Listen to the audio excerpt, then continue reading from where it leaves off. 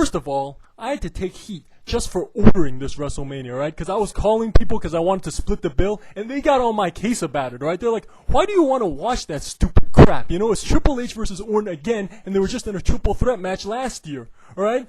When did you feel ripped off? When did you feel the WWE is making a fool out of you? You know, but I take the heat, I order the show, and what do I see? Epic fail. This was a total disgrace for a WrestleMania. This was the 12 rounds equivalent of WrestleMania. The XFL equivalent of WrestleMania. The WBF equivalent of WrestleMania. The gobbledygooker of WrestleMania. The shockmaster of WrestleMania. Alright? If WrestleMania 17 is the hot girl in the room with the big hooters, then WrestleMania 25 is the big fat water buffalo sitting in the corner drawing butterflies in her Zac Efron notebook. Alright? This WrestleMania is like Amazing Kong in a bikini. If you like what you see, then you'll like anything. Alright? And as far as I'm concerned, you need to be smacked by Mae Young's breast or something. Alright? Let's run through this entertainia. First we had Money in the Bank. Now, I talked about how awesome last year's Money in the Bank was, how I thought it was well prepared, well written, and well performed.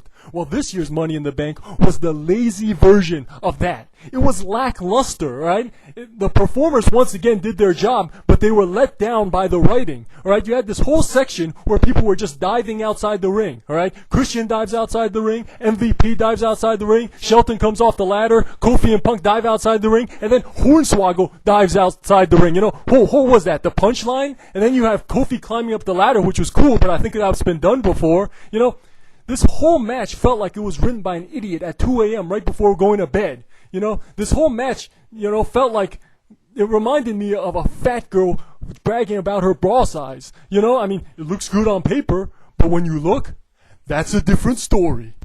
Even though the Money in the Bank was lazy, though, it was still exciting. You know, it was still Money in the Bank. You know, and it got the crowd excited, and it got WrestleMania off to a fast start, which I like. But what does the WWE do at this point? Do they roll into the next match, keep the momentum going? No.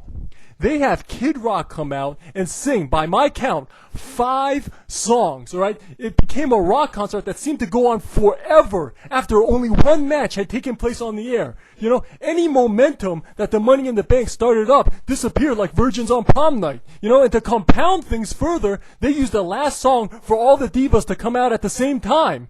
You know, such that when the match started, I had no idea who was where doing what. You know, like, where's Sunny? You know, I could barely find her. You know, what's the point of having people like Sunny come back for WrestleMania when you're not going to introduce her? You know, it made the whole thing like an exercise in pointlessness. You know, why you gotta be so pointless?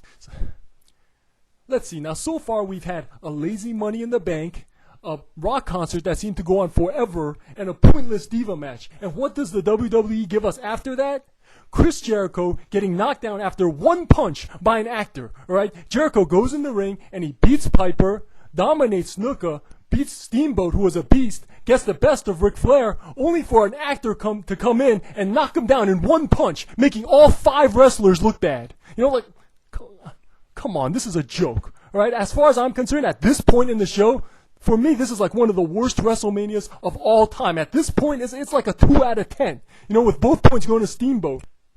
As far as the Hardy versus Hardy match goes, I'm not going to spend too much time on it because, you know, it was just kind of there. You know, like, I get the feeling some fanboys might overhype it, but for me, you know, it was actually kind of boring in the beginning, and the whole match seemed to depend on 2 spots. You know, the double table thing and the leg drop off the ladder, because after that, it was finishing move done. Right? You know? It goes back to the fat woman in her chest size, you know, like, she can brag about it all day long, but in the end, you know, it's just kind of there. Now, the thing about Taker HBK is that I think some people were trying to call it match of the year before it even happened. And now that it happened, I think some people are overhyping the crap out of it, alright?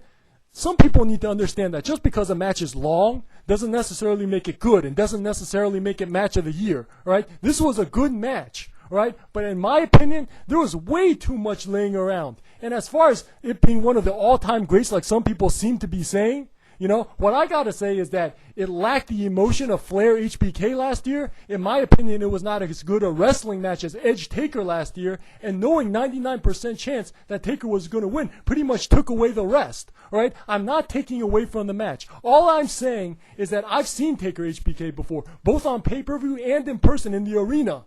And this is by far not my favorite Taker HBK confrontation. As far as the triple threat match goes, I'm not going to spend too much time on that one either. That's another fat woman's chest. You know, it was just there. All I'm going to say is that I like last year's triple threat match better. Now, as far as the main event, Orton versus Triple H goes, I almost fell asleep, you know. That was one of the most boring WrestleMania main events I have ever seen, you know. We went from Hogan Andre to this, you know. And as far as the people who bag on WrestleMania 2000 for how it ended, you know, in my opinion, I think we have a new champion of crappy Triple H endings. Bottom line, in my opinion, WrestleMania 25 is the WrestleMania I think a lot of us were afraid WrestleMania 24 was going to be. Okay, because WrestleMania 24 had a mediocre card going in, but ended up over-delivering. WrestleMania 25, on the other hand, had a crappy card going in and flopped on its ass. If WrestleMania 24 is the 200-pound girlfriend, WrestleMania 25 is the 300-pound girlfriend. Right now, there were some good parts to the show. Money in the Bank got things off to a good start, even though it was wasted. HBK Taker indeed was one of the highlights of the show, and Steamboat almost stole the show. Now, while these things were able to salvage some semblance of dignity for the show, put some makeup on the 300-pound girlfriend, alright? In my opinion, it's like a test of the tolerance level of the WWE fanboys, okay? Because in my opinion, if the WWE fanboys watch this crap and actually think it's good for WrestleMania, then they'll pretty much take anything that the WWE gives them from now on. But I'm not like that. My standards did not go down, and this was crap.